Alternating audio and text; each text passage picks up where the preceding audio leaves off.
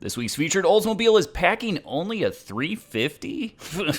I'm not used to working with something so small.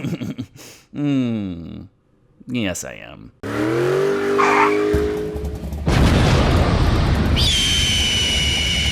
God bless America. So what do we got here? It's a 1968 Oldsmobile Cutlass W31. And this was the first year for the W31 option. And what exactly does that mean? Well, first and foremost, yes, this car came with a 350 V8, but it wasn't like the 350s that were already available in the Cutlass that were rated a peasantly 250 or even 310 horsepower. That would be sad.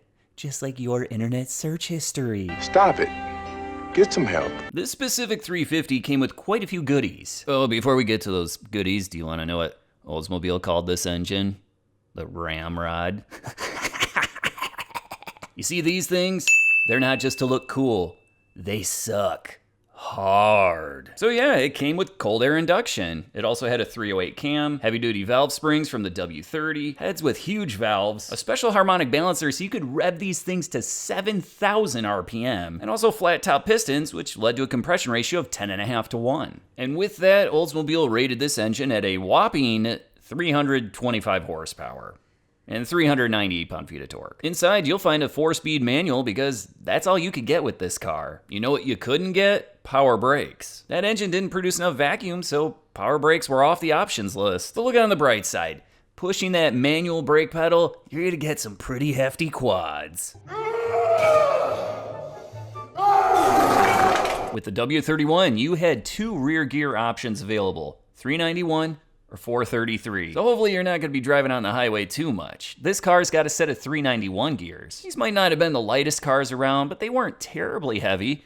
This one with driver, 3,798 pounds. Now, if I'd actually been alive back in 1968, instead of still just being a superior sperm in my dad's ball sack, I definitely would have looked at buying one of these cars. The Cutlass S, like our featured car, started at $2,801. Then the W31 plus the other couple required options like heavy duty cooling, that was only $406. So before all the other fees, you could get this car for $3,207. Keeping in mind, if you would have gone for the F85 instead of a Cutlass S, you might even save yourself another $100 or $200. Anyway, adjusting for inflation, that'd be about $29,275 today. That is a crazy deal. But surprisingly, even a deal like that, they did not sell many of these cars. There were only 742 for 1968. CarCraft magazine tested one of these with 466 rear gears and it ran 1445 at 99 miles per hour. Cars magazine also tested one, maybe even the same car, and they threw on a set of 7-inch superstock tires, headers, and a custom calibrated ignition. They did mention that they left the engine completely stock otherwise, but they did spend some time fine-tuning it. It ran 1305 at 106 miles per hour. They also mentioned they have no doubt that car could have ran well into the 12s if they put on a lightweight flywheel and a better clutch. 1972 Pontiac GTO. And by this point, we're getting near the end of the GTO, but they were still putting out some pretty impressive numbers in 1972. And especially this car, because it's equipped with the 455 Ho, or as I like to call it, the 455 Drake. Say Drake, I hate you like I'm young. It came with round exhaust ports, an aluminum intake manifold, an 068 cam, and 4-bolt mains. And sure, the compression ratio this year was only 8.4 to 1, but it was still rated 300 net horsepower, 415 pound-feet of net torque. Those are very impressive numbers for 1972. But you know what? This car gets even better. Why don't we take a look inside after you? Because I'm an absolute gentleman. Yep, 4-speed manual. When it comes to these 455 HO engines, you don't want to go too aggressive on your gearing, otherwise you'll blow right through that torquey power band. But this one, it's set up perfectly. 355 rear gears. And the weight, well, that's a little bit of an issue for these cars. With the driver sitting in it, it weighed 4,042 pounds. And would you believe that this GTO is actually more rare than the W31? When you break it down into the 455 HO hard tops with 4-speed manuals, there were only 310 that year. Let's just check out the races. Next up, John Eberly out of Algoma, Wisconsin, 72 Pontiac GTO 455 HO, manual trans up against Robbie.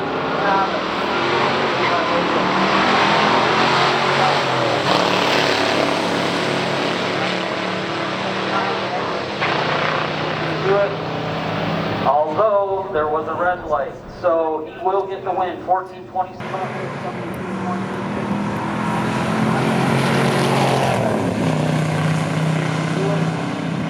Although there was a red light, so he will get the win.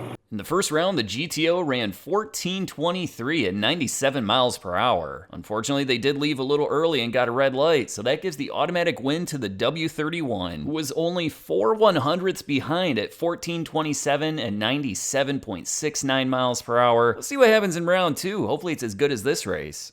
350 4-speed car going up against John Eberly out of Algoma, Wisconsin, 72 Pontiac GTO 455 HO 4-speed.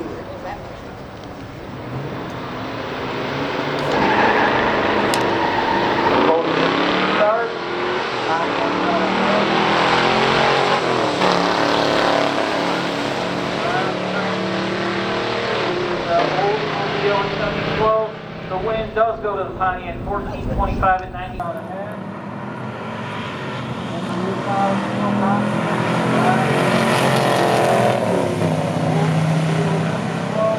win does go to the Pontiac, 14:25 at 97. In the second round, the GTO seals the deal, running 14:25 at 97.20 miles per hour. In the other lane, the Oldsmobile was a little bit slower, and it looks like they may have had some wheel spin issues off the line. They still ran 14:62 at 96.59 miles per hour. And with things tied 1-1, let's check out that final round. Big colonnade.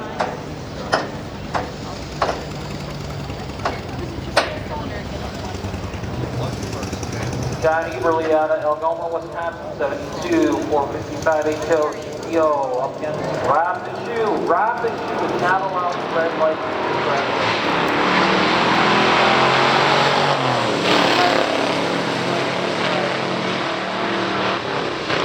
Automatically does go to GTO 14:34 at 96 to a red lighting.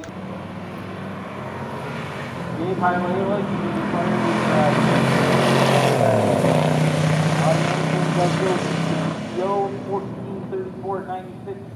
In the final round, it's the Oldsmobile that gets a red light. They ran a slightly slower 14:92, but it appears they may have had some sort of issues with the 1-2 shift. Keep in mind, these things are expensive. These guys are not driving these cars every day. Meanwhile, the GTO ran 14:34 at 96 miles per hour. A huge thanks to the owners for driving the cars on this day so at least we could watch them. Come on, most of you aren't subscribed to the channel, so make sure you do that. Give me a like, and of course, I'm gonna see you at the next video.